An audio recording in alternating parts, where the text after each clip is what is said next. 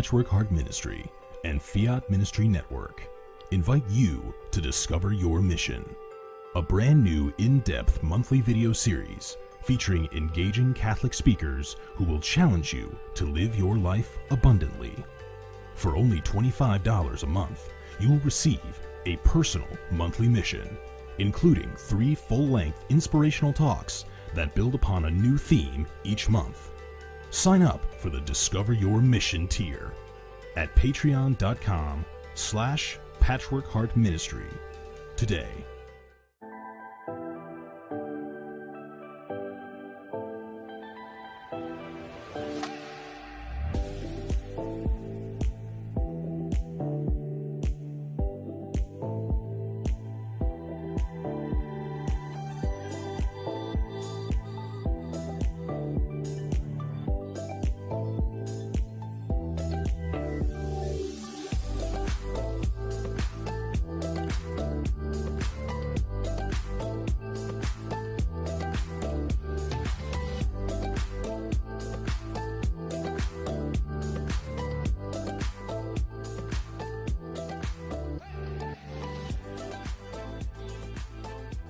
Fiat Ministry Network and Patchwork Heart Ministry present Journeys in Faith. Now, here's Andy Santis.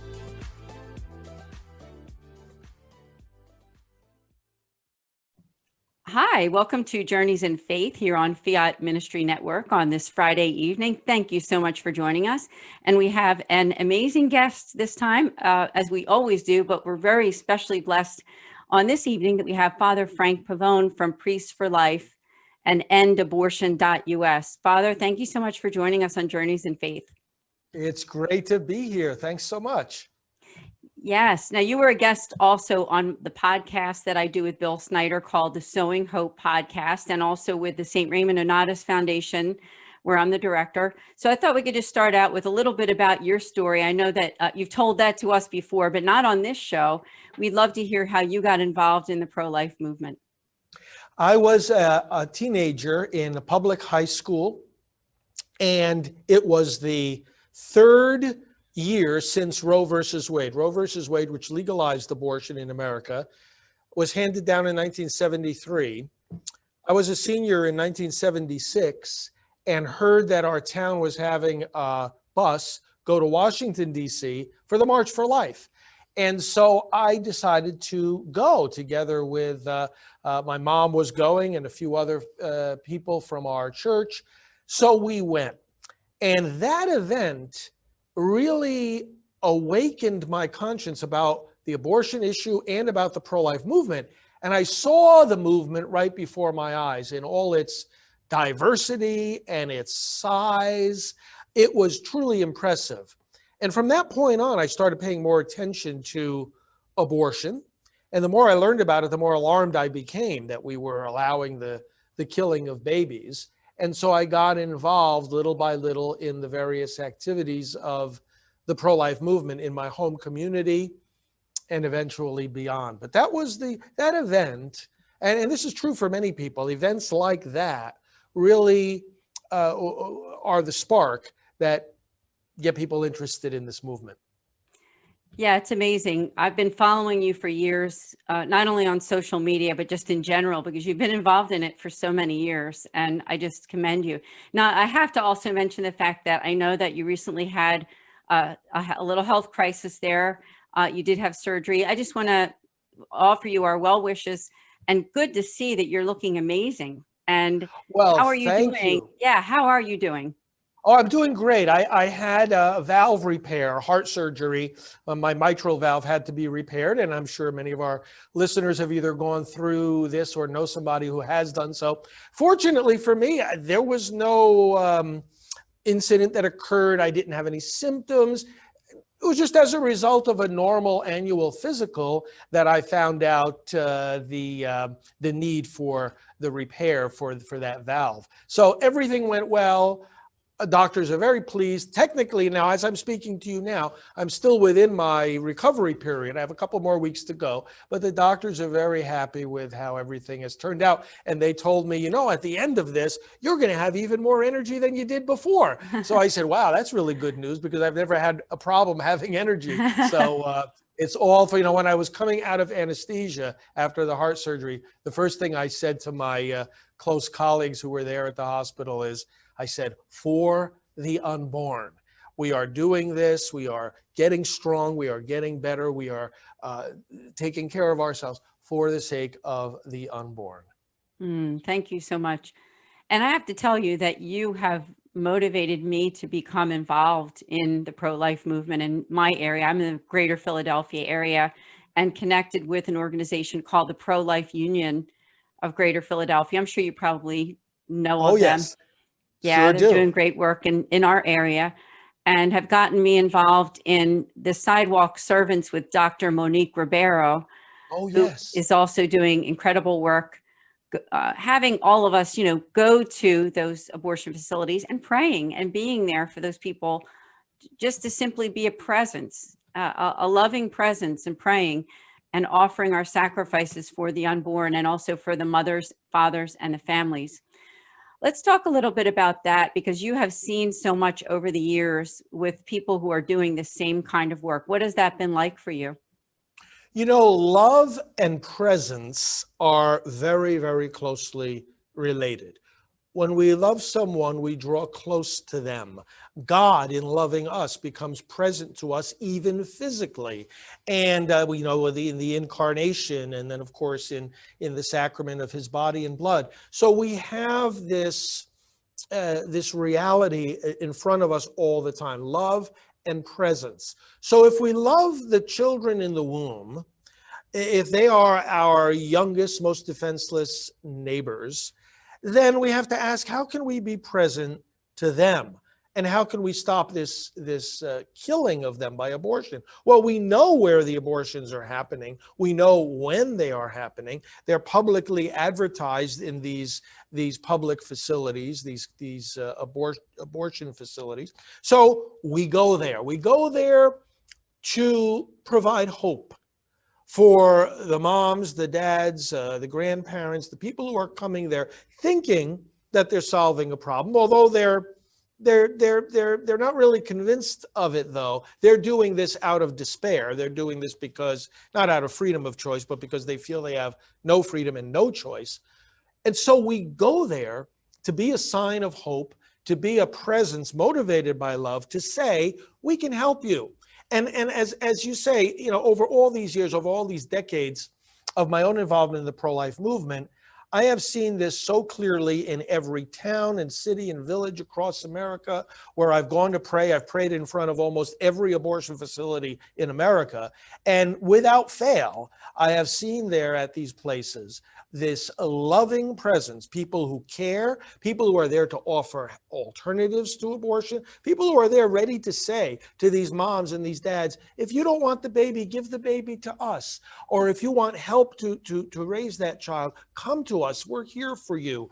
And this is one of the most persuasive and inspiring dimensions of the pro-life movement, that this outpouring of love and presence are happening every single day, and is saving lives, is restoring hope where there is despair, and is a sign then to the wider community of really what we're supposed to do for one another at all stages of life, to truly love and serve one another, and to be present in the time of need. Amen. Very well said. A question came into my mind, and I think that it's a good one, because sometimes you hear this, and we have talked about this before, Father, those people that will say that, what are you going to do once that child is born? Like they'll say to the person that's outside of the abortion facility, or to pro-lifers in general, okay, you care about the baby to be born, but then don't do anything to help once that child is born. Now, I know that's not true, because where we live in the Philadelphia area, there's so many resources that are offered through organizations like the Pro-Life Union to help those young mothers, or the mothers that are deciding, yes, I'd like to keep my child. I don't want to have an abortion. Talk about that if you could, because you and I both know that it's not Yeah. about that. It is from womb to tomb. Oh, it certainly is. And so many of the people who are saving the unborn are doing so precisely because they're serving people at all different stages of life. But you know, if we take a step back, we as pro-life people are sort of puzzled by the question itself because it's coming from such a different universe, mental universe, than we're operating on. Let me use an analogy. A fireman goes into a burning building and rescues, literally saves the life of somebody from that fire. Can you imagine people at the scene of the fire saying to the firefighters, men and women alike, saying to them, what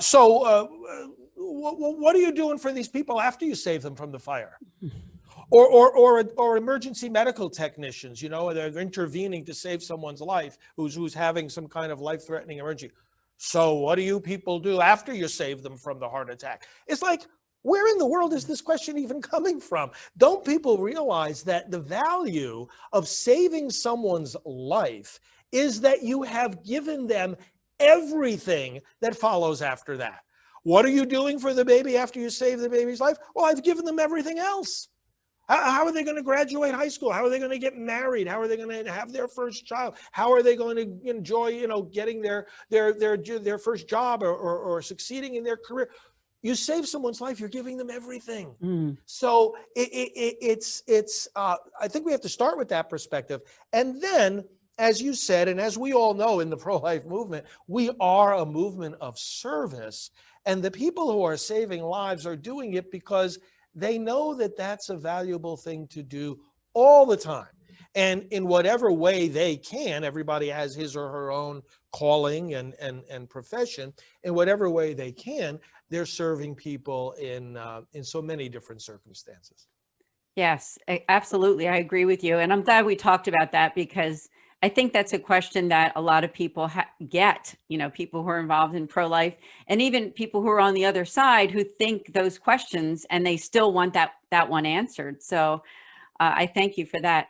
Now, you and I are both Catholic, and a lot of the people involved in the pro-life movement, obviously there are a lot of Catholics, but you've worked with all kinds of people. I know that you've worked with Protestant Christians and Jewish, non-religion. Talk about that too, because I know that it really is an ecumenical movement. It's not just for Catholics. It's really for everyone. I mean, every life is important to God. It's very much of an ecumenical movement. As a matter of fact, aside from my role as heading up Priests for Life, I serve as the president of another group called the National Pro-Life Religious Council, and that is an interdenominational group involving people like the Presbyterians pro-life and the Anglicans for life, people like the Lutherans for life and Life Watch, which is a Methodist group. And so we get together with all these pastors and believers from across the body of Christ.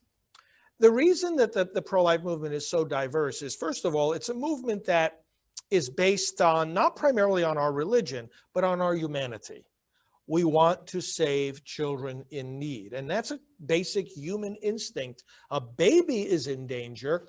Well, our instinct is to save the baby. So this is a movement that arises, not because someone in some high position calls people together to form the movement. No, this is a movement that arises around the kitchen tables of America and the world, for that matter, around in the living rooms, in the hearts of individuals who, like I was telling you the story earlier, like myself as a teenager, who said, wow, this abortion thing, this is a big problem. You have to do something about this. So it's a normal human response. And the movement is as wide and diverse as our humanity itself, embracing people of all religions and of no religion. Some of my colleagues and friends within the pro-life movement are atheists. Now, the great majority of the people within the movement are believers, are in fact Christians.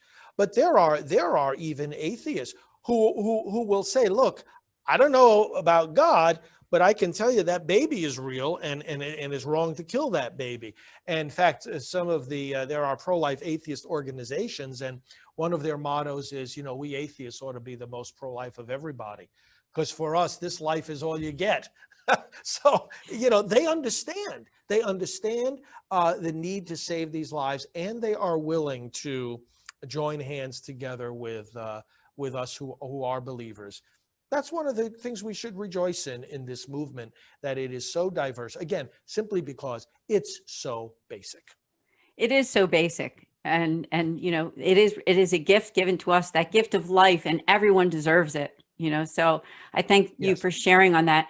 Now, what about for some of those Catholics? Because there are Catholics that are kind of confused on this issue. And I know you know what I'm talking about, that not really putting that issue at the top, that basic human right to life. Can you talk a Yes. little bit about that? Because I know there is some confusion out there, Catholics who don't really understand its importance. Two words come to my mind: arithmetic and logic. Mhm. If people want to understand, why do we and so many others consider abortion to be such a priority issue? First of all, the arithmetic. Nothing takes more human lives. Now, if you go onto a search engine and you search for leading causes of death in the United States, you'll see, lists of the top 10 leading causes of death. And they don't come anywhere near the numbers of abortions each year in the United States, much less in the world. There's nothing taking more human life. And yet we're not registering it like that. You won't see abortion named on those lists. But if you look at abortion and say, yeah, this is the taking of a human life, well, then mathematically, it's number one. Nothing is claiming more victims. And just for that reason alone, people should be placing a top priority on solving this problem. Now, arithmetic. Second, logic. If we don't have life, we don't have anything. People will say, oh, well, there's many issues. Well, of course there are. We know that. We all know that. Education, employment, poverty, war and peace. We know that there are many issues, and we're concerned about all these issues. But let's look at the question this way. People want to fight for the right to health care, the right to work, the right to vote. Okay.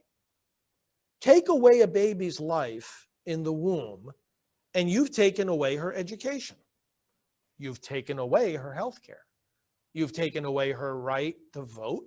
You've taken away the possibility for her to immigrate from one country to another. You've taken away everything. And so just logically, the defense of life has to be primary because everything else depends on it. Now, this has been articulated by the church, and it's specifically Pope St. John Paul II wrote that beautiful document called The Gospel of Life, wrote it in 1995. And it is still as valid and powerful today as ever. A well-beloved document, by the way, across the body of Christ, as we were saying before, ecumenically. And he goes into this in that document. He explains why abortion has a particular urgency. He talks about the baby as the most defenseless of human beings, the baby in the womb. And he also brings up another reason why this is top priority for urgency. And that is, it would be bad enough if you look at the dismemberment of a baby. That's bad enough in and of itself as an act of violence. But he said with abortion, we have another evil on top of that, which is that this act of violence is declared to be a right. And the action itself is protected by the laws and policies of so many countries. And then he mentions one further dimension. It's bad enough if somebody kills a baby. But when we're talking about abortion, who's deciding to kill that baby? It's the baby's own parents.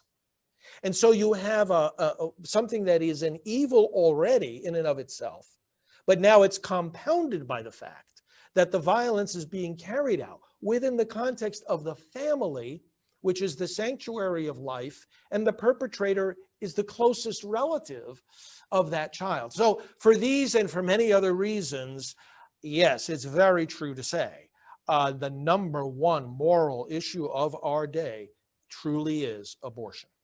Yeah, I agree with you. Thank you for articulating that so well. And another thing just came into my mind, a lot of young people, millennials and younger, they're very aware and care so much about the environment and about, green and not throwing things away and all of that. And to me, logically, you would say, well, if you have that mindset, then you're not going to just want to throw away a child. Does that make sense? So I don't know if you have anything to say about that, because I do think that a lot of younger people have that great awareness. Have you seen any of those same people involved in pro-life, or did they ever come to that realization that, you know what, if I'm going to be so much into caring about this environment, I also have to care about human life? That's right. And there are a lot of people who see that connection intrinsically. And I think more and more people are waking up to see that connection. When Pope Francis talks about care for the environment, which is a theme he emphasizes a lot, the document he wrote about that, it speaks about the environment and the importance of it as our common home.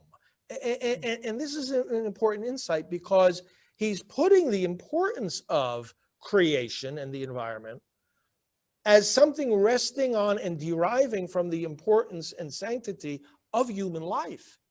Why is the environment so valuable? Because human life is so valuable. This is our home. So the connection is intrinsic. And he mentions in the document too, he says, we got to be careful. Everything is interrelated. And so what that means is, if you're concerned about some species of animals that are in danger of going extinct, don't fail to be concerned about the human baby, even at the embryonic stage inside that mother. It's all interrelated. It's all interconnected.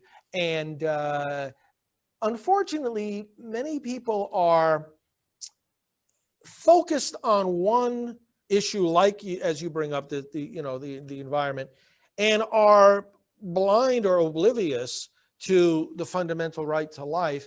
And that's not so much because the connection is hard to make logically. It's because we are often blinded politically.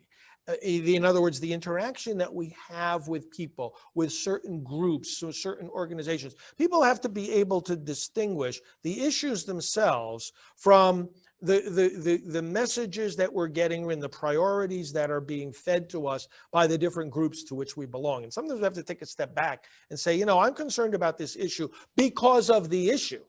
And maybe the people even that I'm working with on this issue aren't attentive enough to the fact that there is a connection among all these things. Thank you. I think it takes some bravery too on individuals to step back from that group that they're involved with and say, you know what, maybe I don't support everything that this group is for. So thank you. For people who are watching, because I know I hear this a lot, want to get involved in pro-life, in the movement, but they're not real sure how to get involved, other than just like offering up a little prayer here and there, or saying, right, I'm pro-life, but they don't know where to begin. So could you just talk about that? There's a lot of places to begin. And if folks are watching and want to jot down a couple of websites, let me give you some information to get you started. First of all, we at Priests for Life have an overall website called endabortion.us. And endabortion.us is a treasure chest of activities, practical things, like you're saying right now, that can get people started in saving lives. You mentioned prayers, and we have a whole website, prolifeprayers.com. To begin, if you are a prayerful person already, incorporate explicitly the unborn and the end of abortion in your daily prayer intentions, because the more you pray about it, the more you will be thinking about it, and you'll be educating yourself about it, and you'll be ready to do something about it. That's an excellent place to start. Secondly, knowing what to say to somebody who says, a friend of mine, or perhaps I am in a situation where I need an alternative to abortion. We're going to, sooner or later, be in that situation where we're going to be encountering somebody who needs the actual help. To know what to say to that person in terms of where to go. So, for example, pregnancycenters.org is a website that people can use to find the pregnancy centers, which fortunately outnumber the abortion facilities by about 5-1.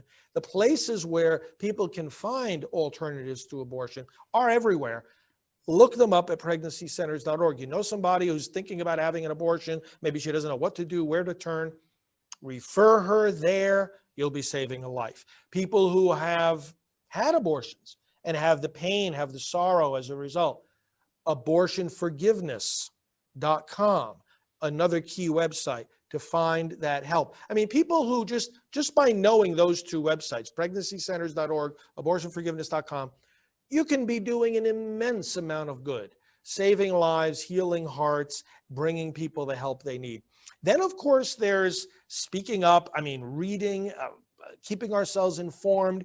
Our website has all kinds of suggestions for articles, books. We have to be educating ourselves. But then speaking up to our elected officials, because we're trying to change the laws. Ultimately, for these babies to be protected by law is going to give them the solid protection they need from being killed. And we got to make our voices heard to those that are making our laws. So we have a special site called stopabortionnow.org. That's our action alert page. And for example, right now, we're urging people to support a bill in the Congress that would protect babies from, there's a couple of different bills. One would protect babies from 20 weeks forward in the womb. The other one would protect babies if an abortion is attempted and the child, as sometimes happens, actually survives the abortion. Believe it or not, those children do not have adequate protection even after they're outside the womb. So we're trying to pass these modest, common sense bills that already enjoy a strong support among the American people as first steps, not the final goal, but as first steps to the ultimate protection of all these children. Everybody who's listening, we need your voice. And it's very simple. We guide you step by step what to say, what number to call, connect with your representative in Congress and your two U.S. senators. And then, of course, you have your legislators at the state level, too. We show you how to communicate with them. There's so much to be said, so much to be done, and so much good activity going on, but it will succeed only with the involvement of each and every one of us. Thank you. I'm glad that you gave all those resources, and I hope that people who are watching will check out all of those websites, but most of all that abortion and abortion.us. I know that that's one of your main sites, and they can find so much on that one. Unfortunately, we do have to end in just a bit. This is an hour show, so during the second half of the show, I'm going to talk a little bit more about the pro-life movement and give you some ministry updates from the foundation I represent, and also just from these ministries that I'm involved here at Journeys in Faith and Fiat Ministry Network, Patchwork Heart Ministry. Did you have any final words or calls to action to our audience? Yes, I just want to emphasize one thing. We are winning in this effort to protect the unborn. We are winning. Many people will be told or will look at negative things that are happening. Sure, there's lots of obstacles. There's always setbacks. But look, public opinion is with us more and more. We are making tremendous progress in the states. More and more pro-life bills are being passed. We've got the Supreme Court now about to issue next year a major decision on abortion that can propel us forward in a very strong way. We are winning, and the trajectory of history is on our side, where we include more and more human beings. We include human beings that were once excluded by slavery, or once excluded by segregation, or once excluded by not giving women basic rights to work and to vote. And we are on the right path. And I want people to be encouraged knowing that, in understanding the progress and being part of a winning team. Never doubt that the outcome of this battle has already been decided. We are on the side of Almighty God as well as on the side of history, and we should do this work no matter what the obstacles are, with a tremendous amount of confidence and joy. Father Frank Pavone, thank you so much for being a guest on Journeys in Faith. So well said. We'd love to have you back again. And I just invite this audience to please do check out all of those websites, especially abortion.us. Again, thank you, Father Pavone. God bless you. Thanks, Ann. God bless. See you next time.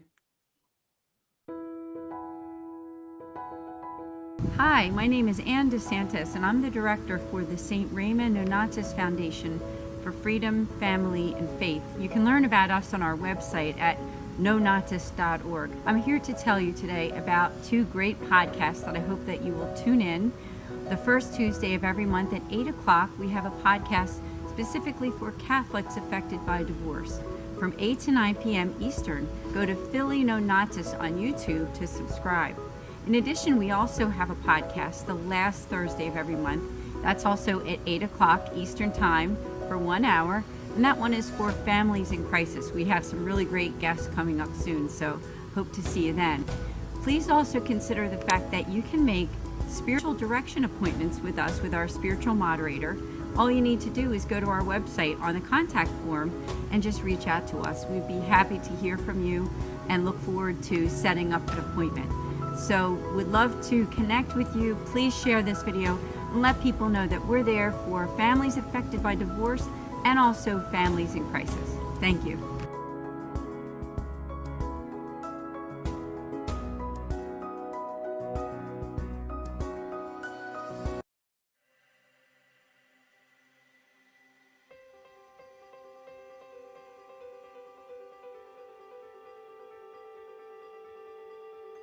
Patchwork Heart Ministry and Fiat Ministry Network present the Discover Your Mission series.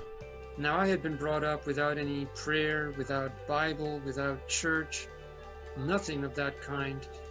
And so when my father died, I became suicidally depressed. I had no desire to live.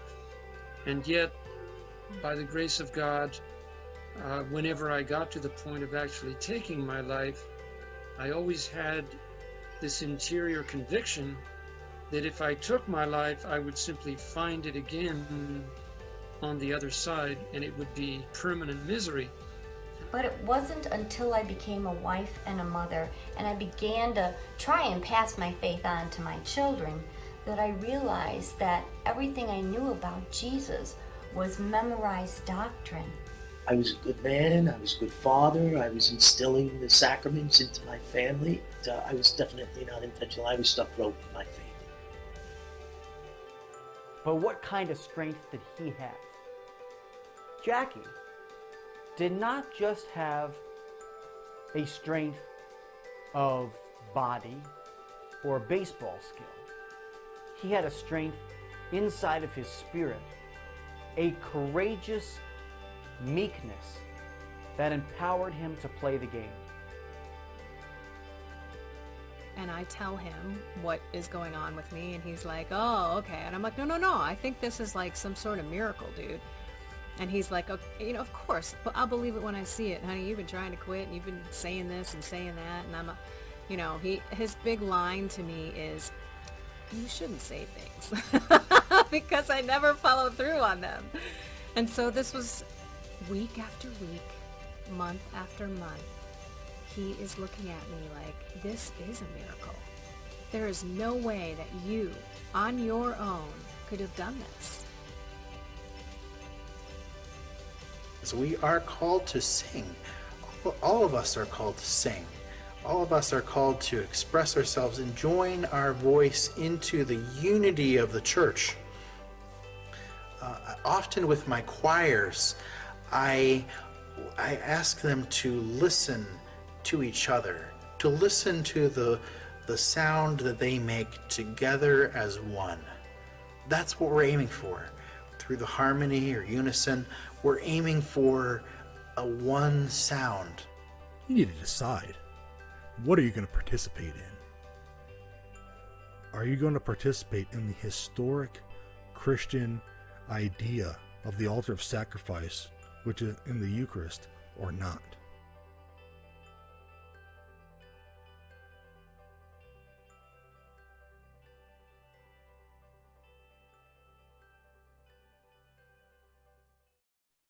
Hi, welcome back to Journeys in Faith after our commercial break. And it was a real honor to have Father Frank Pavone on the show.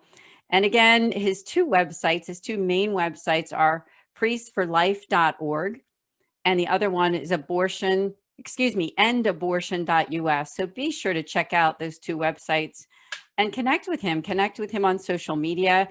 And he's continuing to do amazing work in the field of pro-life, educating people and also getting them involved to learn more about the importance of life from conception all the way until natural death. And that's really what it's all about. So for the second half of the show, I'm just going to give 7 tips of ways that you and I can get involved in the pro-life movement. In addition to some updates on the foundation I represent, which is the St. Raymond Nonatus Foundation for Freedom, Family, and Faith at nonatus.org, and also with Patchwork Heart Ministry, Fiat Ministry Network, and some other things that are just going to be coming along this year. So I'm going to start out with just talking with you about some things, ways that we can all get involved and stay involved in pro-life.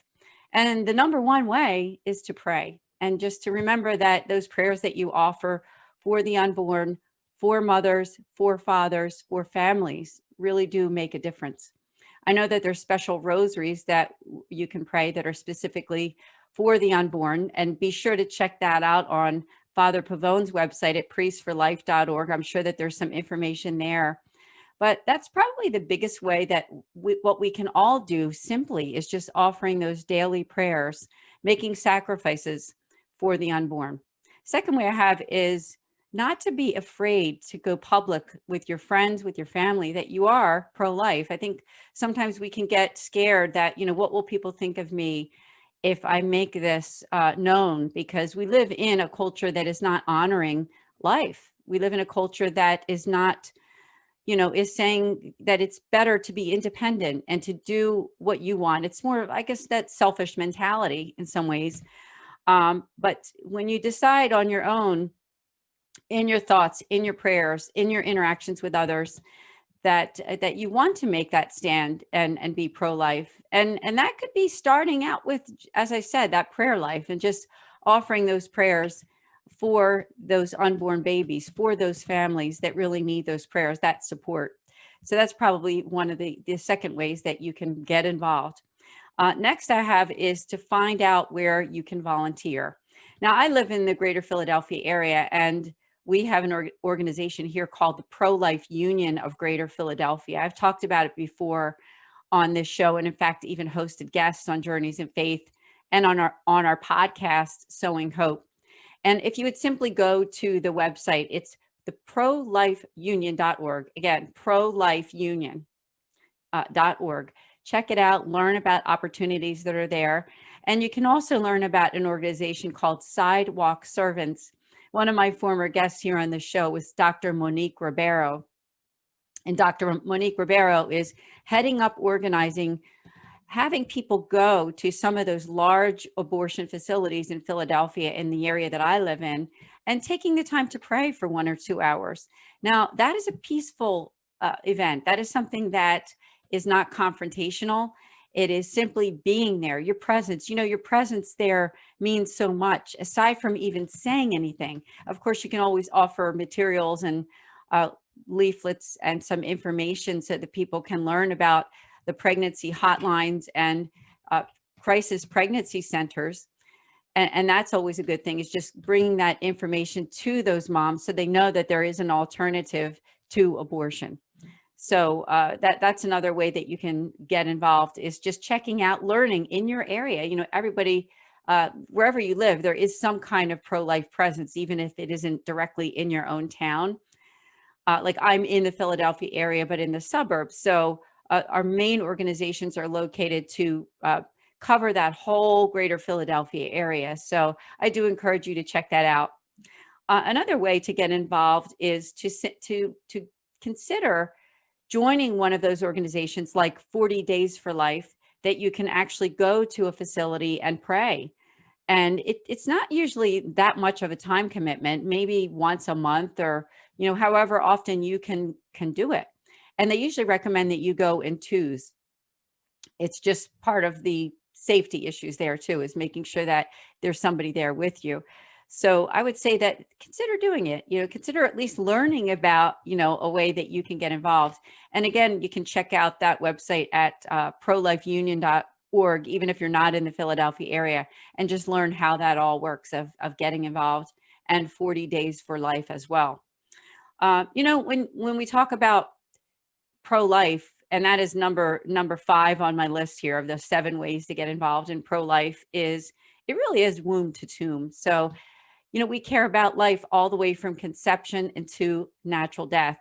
And Father Pavone talked on the first half of this show about that whole idea that pro-lifers do care. They're helping so that that baby and that family does have the opportunity for life. And there are so many resources, so many wonderful crisis pregnancy centers, I know even in my area, that are doing great work to help to get those resources, like whether it be clothing, food, shelter, a place for a mom to stay after the baby is born. And so I would just say, consider the fact that pro-life is womb to tomb, and it also includes all of those issues in between, and caring about people, their life, and also end of life issues too. So if you don't know much about the pro-life movement, just learn about it. We're here on Fiat Ministry Network. It is a Catholic network, but the pro-life movement really is for all religions and non-religions. It's really a human issue. So I just encourage you to consider learning and researching more about it. Number 6 on my list is to encourage parents, and meaning that, encourage family, encourage that people become educated and value the idea of having more children. I know that it's difficult, and there's resources there too to learn about, really developing your family and your faith and being strong so that you can be able to raise a family and get those resources that are needed.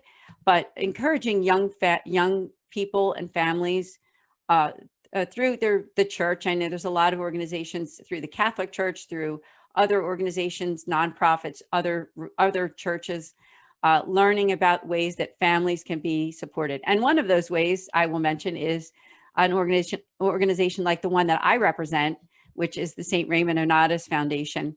And what we do is we offer pastoral accompaniment for families in crisis. So you can also check out our website at nonatus.org and just learn about the work that we're doing in pro-life and helping for families to feel that they have the support of the church and the support that they deserve.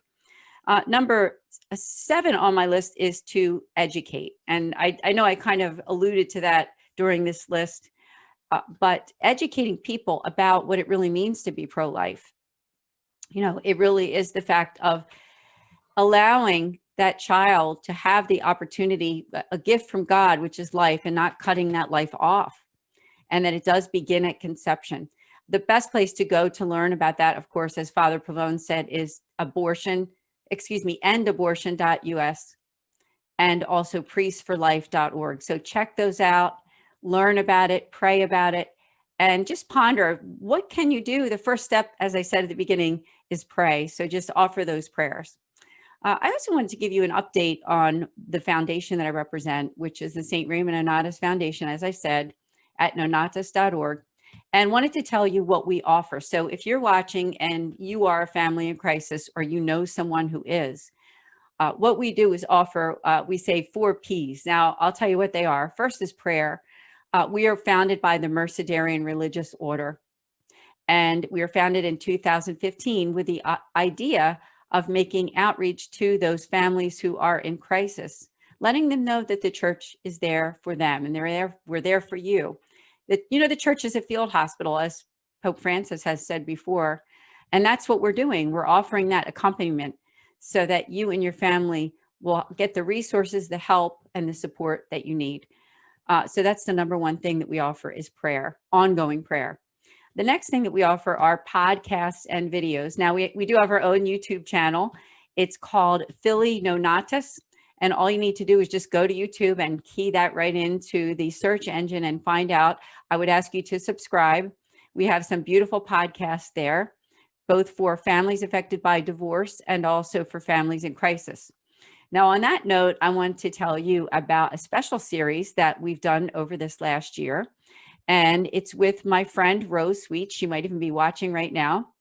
And the series is called After Divorce. And it's basically a 12-part series for Catholics who are affected by divorce and giving those helpful tips for people who have gone through that tragedy of a family breakup and what that's like and how difficult that can be. So each month we have a topic. And if you go to that YouTube channel or our website, you can look up those different topics that we have. Some of them are dealing with your children, with grief, and then living single. So there's just a lot of different topics in those 12-part series. So check it out and subscribe. And the new podcast for that series, for our divorce series, is the first Tuesday of every month. That's when it goes live. But of course, you can always listen to it on demand. Another one that we do is a Families in Crisis podcast. That's the last Thursday of every month, 8 p.m. Eastern. We just are finishing up a series on the 10 Commandments with the president of the foundation, Mickey Kelly. So you can check that out as well. And if you go to our website, we have a page there that are podcasts and videos, and you can take a look at some of the interviews that I have done. I even interviewed Father Frank Pavone on our website, so you can check that out. And many other videos too. We have a SoundCloud presence too, which is another podcasting outlet. As well, I want to thank Patchwork Heart Ministry and Fiat Ministry Network because they publish our podcasts every single month. That would be both this channel where Journeys in Faith is hosted, and also Patchwork Heart Ministry. The founder is Bill Snyder, and he's also my podcast host for our podcast that we do together every week. It's called Sowing Hope. And I would ask you to subscribe to Patchwork Heart Ministry to learn more. And that gets me to my next topic, just to let you know what's going on with Patchwork Heart Ministry and Fiat Ministry Network. You know, we work together. We do a lot of things together. And I want to ask you to please do like this page. And I want to thank the producer, Kent Kolhosky. He's done such an amazing job over this last year with all of the Journeys in Faith shows. You know, the pandemic wasn't an easy thing for all of us to go through, but Kent and I came together every single week producing these shows and with wonderful guests. So I would ask you to subscribe and do take a look at some of those videos that we did over this last year. I had some wonderful guests. In fact, this is our 60th episode of Journeys in Faith on Fiat Ministry Network. And you can go to Patchwork Heart Ministry and there's a playlist there with all the videos. And I'm going to ask you if you wouldn't mind also subscribing, because I have my own YouTube channel too. And one is called Ann DeSantis and the other one is Journeys in Faith TV. So you can also subscribe to those two channels and watch some of those amazing episodes, because Fiat Ministry Network really has some great shows all the time. The Fiat Show with Kent Kolhosky, and you know, our friend Alan Smith has a show as well. And you can watch some of those great programs.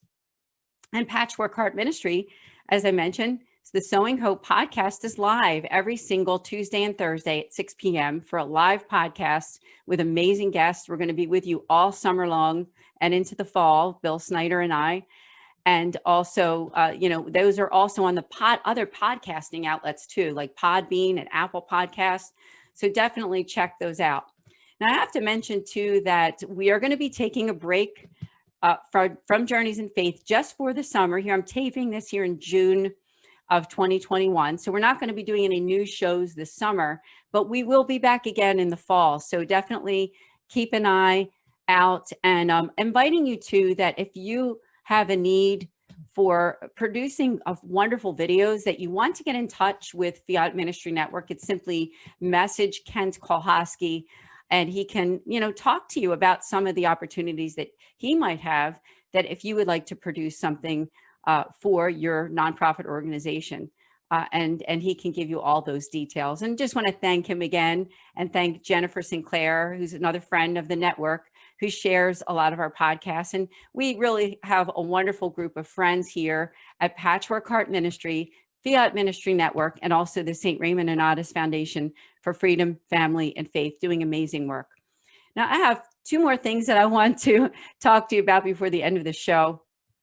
And the first one is that there's a new book that's going to be coming out from Patchwork Heart Ministry. It's called Hearts Burning Within Us.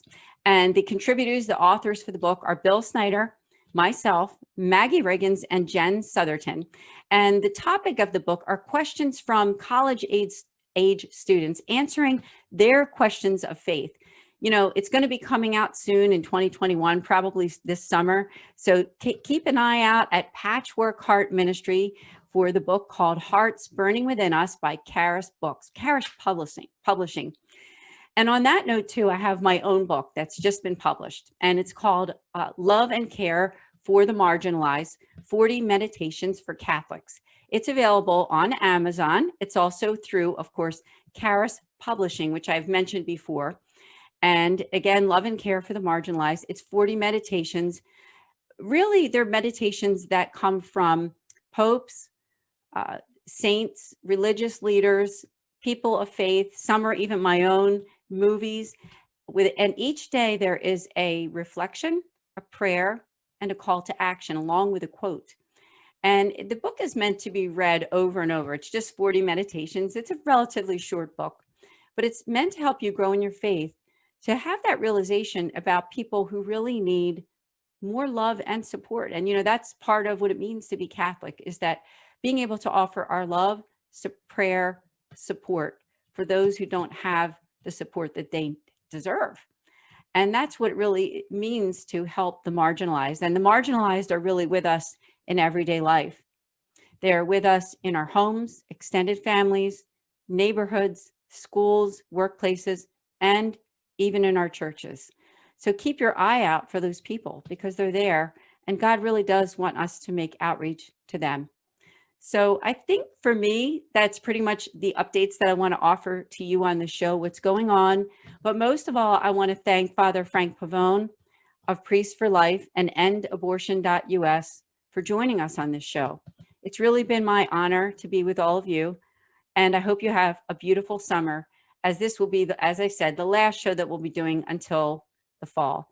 God bless everyone, and we'll see you soon.